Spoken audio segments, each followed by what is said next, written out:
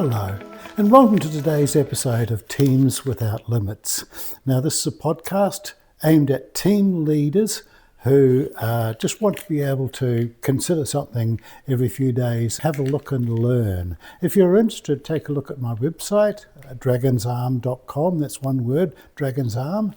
And hopefully we'll see you on some learning from that a little later on. But in the meantime, this is free to you to use. We're just taking a look at different aspects. Now, I was out with a friend this morning. We had breakfast together. He was up from Sydney and he was here for the weekend, and we met this morning.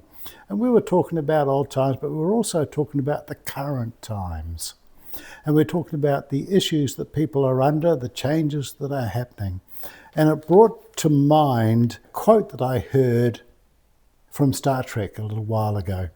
And it was a great quote that just kept on rolling over in my mind. And the quote is, it was given by Captain Georgiou on Star Trek Discovery. And the quote is, "Sometimes the universe allows for the making of unexpected memories." And that really hit home for me, because I'm now in Brisbane and living in Brisbane, but I was living in Wellington, New Zealand. And every now and again, every few years, things change for me. For example, traveling right around the world. I've been in America, I've been in Malaysia, I've been in Singapore a lot.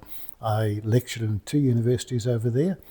I've been in the Middle East. In fact, I have spent 2009, my travelling app said that I'm almost 200 days away from home.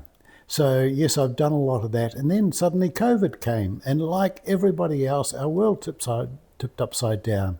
So I was stuck at home thinking, the way I make my living is I travel. What do I do? And out of that came the possibility, I got a phone call from another friend over in Singapore, and next thing you know, I was spending 6 days a week working probably close to 12 hours a day, doing lectures at 2 different universities in Singapore. And that lasted for about 18 months or so, and that was a fabulous experience that I loved.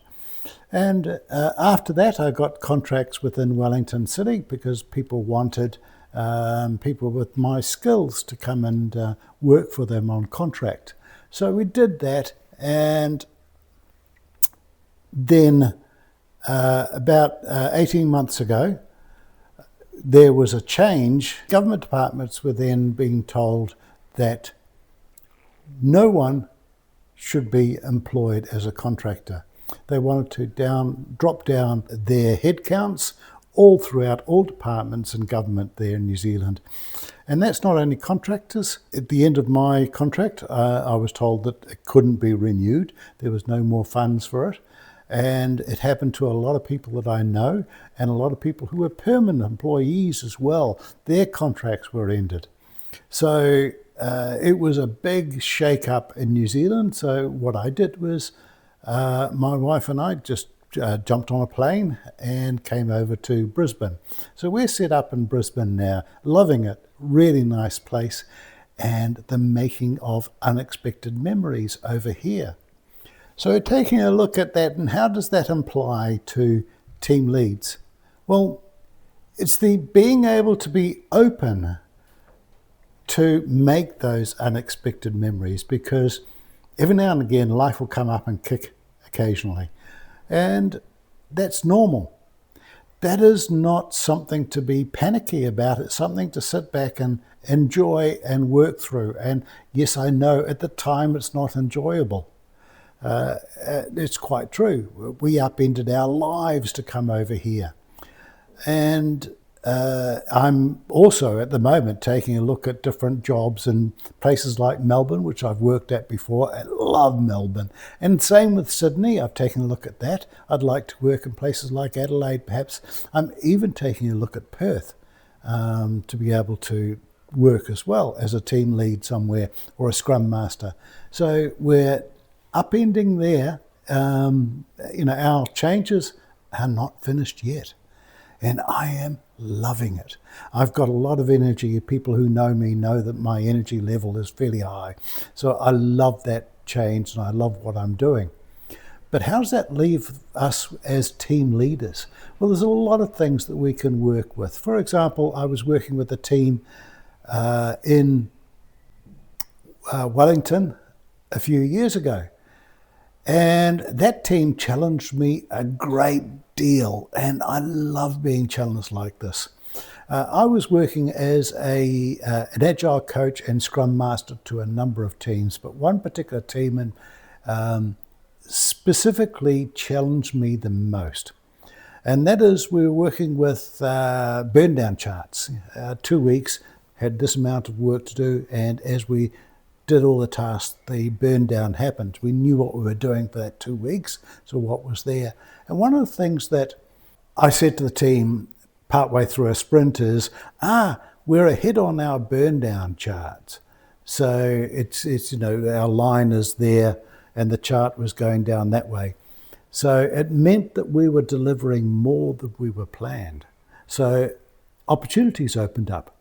So I explained to them, we've got an opportunity here to add more tasks in if we wish to. The decision is always up to the team.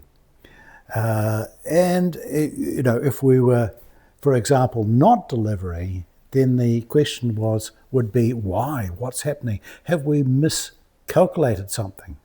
And that same decision is there. And one of the team members, always up for a challenge, which is great, one of the team members said, so a burn down chart is meant to change so that it looks pretty all the time. And I thought, well, hang on a moment, that's a different way of looking at it. I'd never thought of a burn down chart must look pretty. So I questioned him further in it. He says, well, every time we're not going along the exact line, you come up with a statement of what can we do to change it.